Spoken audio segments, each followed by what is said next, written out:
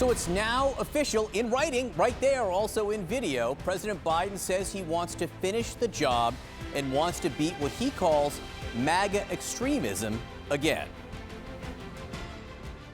When I ran for president 4 years ago, I said we're in a battle for the soul of America, and we still are. The question we're facing is whether in the years ahead we have more freedom or less freedom, more rights or fewer. I know what I want the answer to be, and I think you do too. This is not a time to be complacent.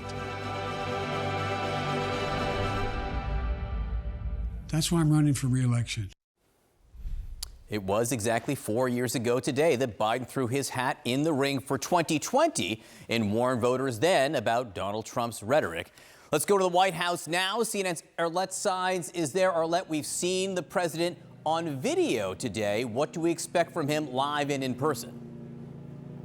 Well, John, in a little over an hour, President Biden will be holding his first public event since officially rolling out his re-election bid. The president is expected at around 12:30 to speak at a union conference here in Washington, D.C., as he looks to highlight his ties to the labor community. But it also highlights the strategy of how the president will be deployed in the coming months. Advisors say not to expect the president to be out there on the campaign trail holding these large-style rallies. Instead, they believe that one of his main selling points to the American people will come as he's simply doing the job as president. So he will be speaking at that union event today. He is also, over the course of the next 2 days, hosting the South Korean president here at the White House. A bit later today, Vice President Kamala Harris will be speaking at a reproductive rights rally at a time when abortion has been a mobilizing issue for Democrats. But this all comes as the president is officially rolling out his campaign. The president really trying to draw comparisons to his 2020 launch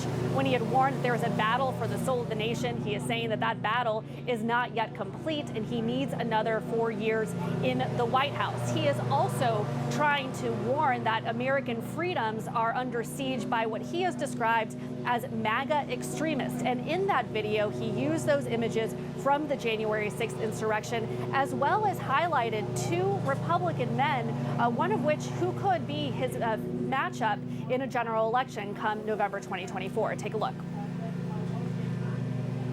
You know, around the country, MAGA extremists are lining up to take on those bedrock freedoms, cutting Social Security that you paid for your entire life while cutting taxes for the very wealthy, dictating what health care decisions women can make, banning books, and telling people who they can love.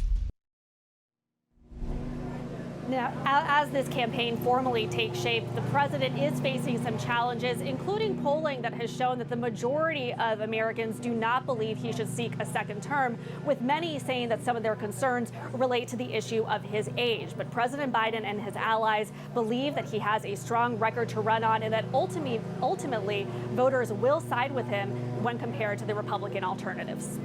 Arlette Saenz for us at the White House. Arlette, as she points out, very interesting. On the campaign video, you see scenes from January 6th, even before you see Joe Biden himself, Sarah. You can tell where he's going with that. All right. And with Biden's announcement this morning, the 2020 presidential race is entering a new phase. The field beginning to take shape. Let's take stock of who's in and who's out and who still has yet to potentially declare. Here are the candidates we know are running now.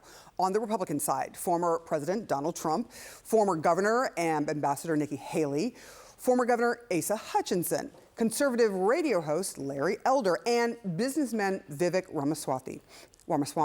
On the Democratic side, the declareds are obviously the front runner, President Biden. Then there's Robert Kennedy Jr. and Marianne Williamson. Here are the potential candidates we are tracking, all of them Republicans: Mike Pence, Liz Cheney, Chris Christie, and yes, Ron DeSantis still has not declared. There is Kristi Noem, Tim Scott, Chris Sununu, and Glenn Youngkin. So when are they going to end this guessing game one way or the other? Here's Ron DeSantis on that question.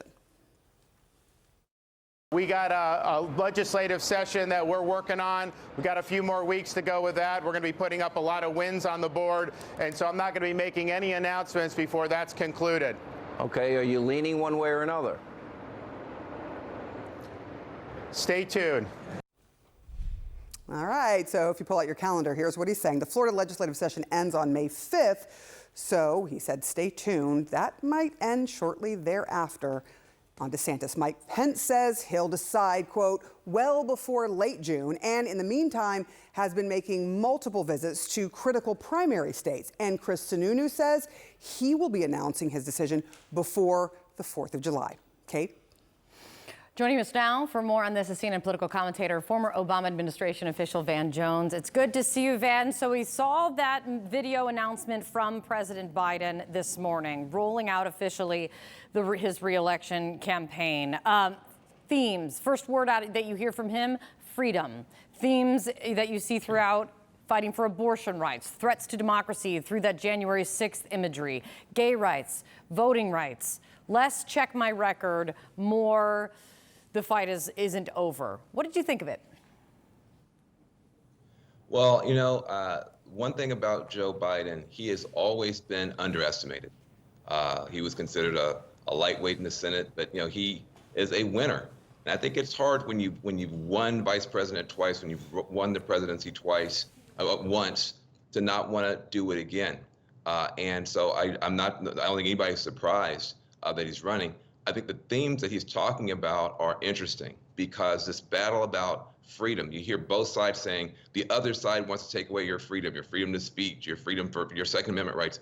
We're saying that the other side is trying to take away democracy itself. So I do think he's right on target with where a lot of concerns for Americans are. We're concerned about the economy and about our democracy, and I think he's lining up his forces for this fight. Do you think it's possible when he's been in politics as long as he has, when he's been president then for 4 years, that he can run on something that it's not a referendum, it's the fight yet to be fought? Look, I think all elections are about tomorrow more than yesterday. I mean, he has done an extraordinary job. I was also very pleased to see how prominent Kamala Harris was in that 30-second. Yeah, I mean, there were people who were wanting him to back away from her, wanting him to throw her overboard, et cetera. I think he's sending a very clear message. They are a team. They got there together. They're going to stay together, and they want to win again together. And by doing that, I think he expands the playing field. He can be at the White House doing what he does. She can be out in the community doing what she does. And together they can, I think they're a double threat already, whereas the other people on the Republican side, they've got to do it all by themselves. We can put it for our viewers, some of the recent polling, though, that shows the challenges that he does face. It's in some way, shape, or form, which is very clear that even Democrats aren't entirely jazzed about him running for re-election again. What do you think his biggest challenges are, though, Van? Well, I mean, he's old, or you just can't get away from the fact that he's the oldest president we've ever had. People, unfortunately for him, people remember him when he was a young guy. He's been around for a long time, so people have, they can compare him to who he was 20 years ago, and so, but that said, when he announced 4 years ago, it was a yawn.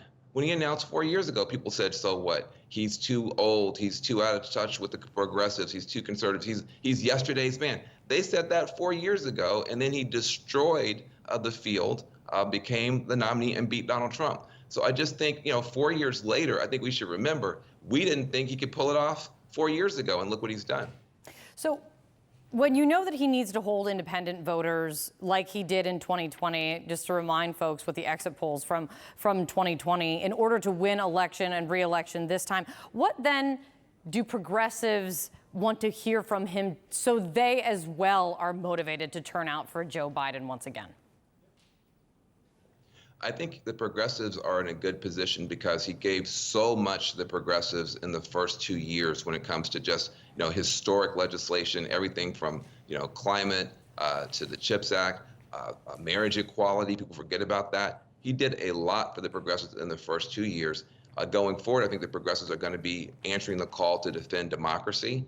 And I think that's going to be appealing to both progressives and independents. So listen, people always say the same things about Joe Biden. I often say those things, and then I have to eat my words because later on, it turns out he was good for the progressives. I think he will be able to hold on to the moderates going forward because the Republicans are going to be so extreme, and he can probably pull this off. But right now, his numbers are terrible.